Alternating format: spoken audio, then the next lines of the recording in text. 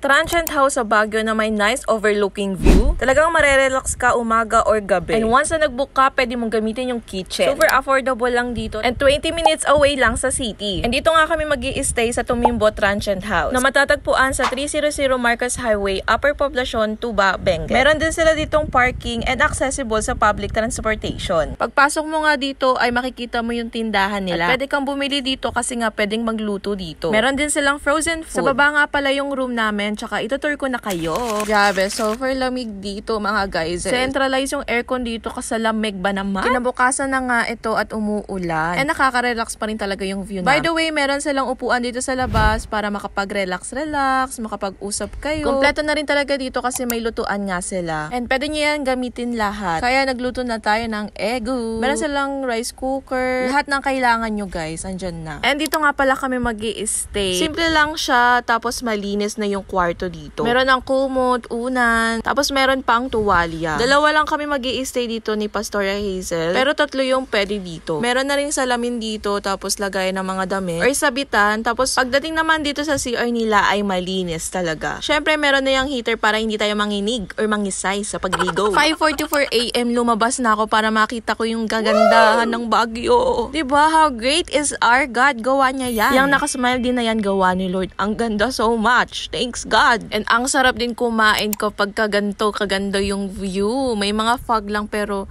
it's very aestheticable. Parang step by step Sumakses ka. Ang taas ko dito. Ang taas kasi nasa mountain ako. And super affordable lang dito. 1,000 pesos lang for 2 packs and 24 hours na yan. Wow. 1,500 naman kapag tatlo kayo. And may discount sila kapag apat. 1,900 pesos na lang. Kaya kung nagbabala kayo pumuntang Baguio, itry nyo na rin tong Tumimbo Transient House. So yun lang naman guys. Salamat sa panonood. Don't forget to follow, like, and share. Buyers!